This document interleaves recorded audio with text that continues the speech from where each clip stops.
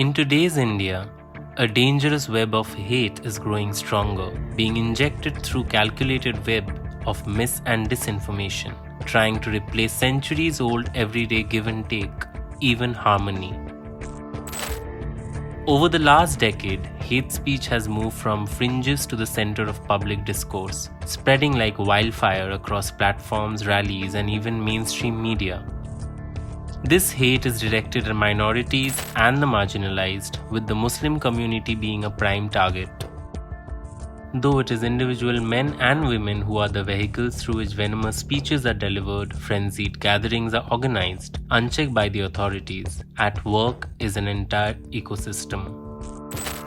The base or foundation is an ideology, the building block societal prejudice that fosters exclusion and violence. The omnipresence of such hate in our public sphere is only and only because of state and systemic complicity.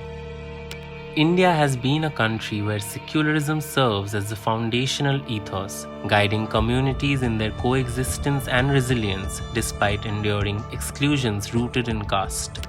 The progression of secularism into the constitutional framework was natural, a cornerstone of our democracy. To push this back, it is the rise of a theocratic exclusivist notion of citizenship and the nation that is at work here altering the landscape. Today, right-wing extremist organizations have been emboldened by political support, their leaders using hate to fuel their agendas.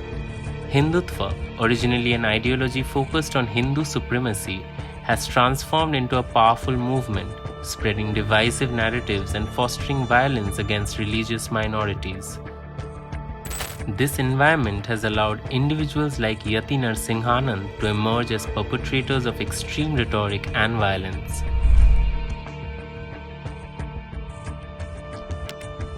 Yati Narsinghanand's rise begins in 2019 when he openly referred to Muslims as more dangerous than dogs.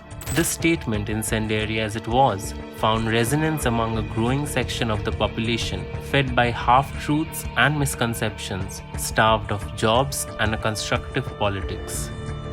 This was no mere slip of tongue. Over the next year, Narsinghanand would become a mouthpiece for rising communal hatred. His followers on social media grew in number, and so did the violence and hatred against minorities. Community leaders began sounding the alarm, but as his public influence grew, so did the silence and inaction from authorities. In February 2020, Delhi erupted in violence. Riots ravaged the capital, claiming numerous lives, majority of them from Muslim community. While these riots had multiple instigators, the role of inflammatory speeches from political leaders like Narsinghanand cannot be ignored. Hate speech is not just rhetoric, it has serious life-threatening consequences. Narsinghanand's words, which permeated the streets and social media, emboldened extremists to act on their biases, turning hatred into bloodshed. याद रखिए कि शस्त्रमेव जयते, अच्छे से अच्छे हथियार, बेहतर से बेहतरीन हथियार, बेस्ट वेपन्स, गुड नहीं, बेस्ट वेपन्स होने चाहिए हमारे पास. By 2021, Yati Narsinghanand had transitioned from veiled remarks to outright calls for violence. He referred to Muslims as threats to the nation, urging Hindus to take action in whatever way they deem necessary. What's terrifying is not just the words themselves, but the normalization of such rhetoric. The aftermath was chilling, a documented rise in hate crimes against Muslims and Dalits. मैं उत्तर प्रदेश के परम यशस्वी मुख्यमंत्री योगी आदित्यनाथ जी महाराज के चरणों में निवेदन करना चाहता हूं, महाराज कृपा करके मुझे उत्तर प्रदेश पुलिस की इस असंवैधानिक गैरकानूनी नजरबंदी से छुटकारा दिलाइए. While Yati Narsinghanand's hate speeches persisted and acts of violence escalated, one thing was conspicuously missing: any government intervention. Despite a legal framework designed to curb hate speech, the Indian government remained eerily silent. Time and again, activists and civil society organizations like CJP filed complaints, only to see them stuck in a bureaucratic limbo. CJP filed multiple complaints urging authorities to hold hate mongers like Narsinghanand accountable. The response? deafening silence. Many wonder whether this inaction was by design, as political powers seemed uninterested in curbing the rise of communal hatred. In fact, this inaction further fuels the hate ecosystem. Those who spread hate know they are protected by a larger system that is unwilling to stop them. They often call out those brave individuals and organizations who call their hate out.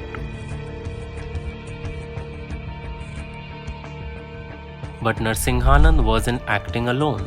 Having been serving as the priest of Dasna Mandir in Uttar Pradesh's Ghaziabad, Narsinghanand was given the title of Mahamandaleshwar by the Juna Akhara, the biggest and most influential among the 13 Akharas part of the Akhil Bharatiya Akhara Parishad.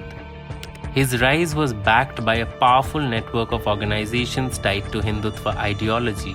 Groups like the Vishwa Hindu Parishad and Rashtriya Swayamsevak Sangh provided support, amplifying his message and giving him a platform. These organizations promote a narrative of Hindu victimhood, encouraging followers to act violently against minorities in the name of religion in a macabre show of revenge. From local community meetings to large-scale public rallies, these groups spread their message of hate far and wide, with individuals like Yati serving as their public faces. These connections allowed Narsinghanand to evade scrutiny and continue spreading his message of hate. Despite the warnings, despite the clear links to violence, the government continued to turn a blind eye, raising concerns about complicity. Although we started approaching authorities in 2021, by February 2022, CJP ramped up its efforts to hold Narsinghanand accountable. We filed a series of complaints documenting his inflammatory speeches and their impact on communal violence. Our legal fight sought to bring attention to how hate speech is being weaponized in the digital and physical world. Our goal was not just to stop one individual, Narsinghanand, but to set a precedent. Hate speech in India could no longer go unpunished. The legal process has been arduous, and the government's lack of response made it even harder. But CJP persisted, becoming one of the few organizations constantly fighting against the tide of hatred. Today, the digital world too has been a battleground for hate. Platforms like Facebook, owned by Meta, played a critical role in the proliferation of Narsinghanand's dangerous rhetoric.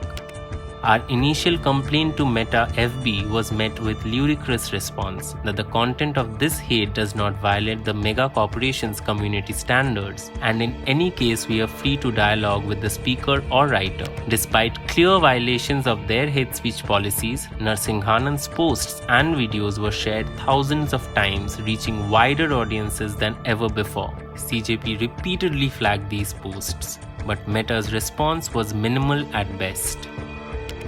Citizens need to understand this. Inaction by tech companies has allowed hate speech to go viral, turning online spaces into breeding grounds for real-world violence. Research has shown that inflammatory posts often go unchecked, and algorithms continue to push divisive content, leading to even more polarization and violence.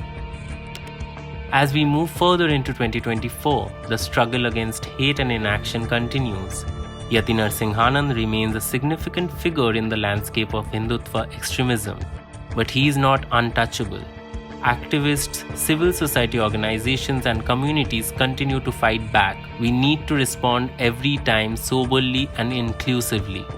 CJP is persistently fighting to hold hate speech offenders accountable. The fight against hate is a fight for India's soul. To assert that the constitutional values embedded in Article 14, right to equality before the law, Article 15, right against discrimination, and Article 21, right to life, of the Constitution are for one and all Indians. This isn't just about Yati Narsinghanand, it's about a system that allows hate to grow unchecked, and through its pervasive proliferation relegates large number of Indians to unequal, undignified second-class status. It's about the structures that fuel violence, the platforms that fail to stop it, and the authorities that remain silent. But there is hope. CJP's fight for justice continues, and with collective action we can challenge this growing hate ecosystem. Visit cjp.org.in/hatehataao to know more about CJP's fight against hate.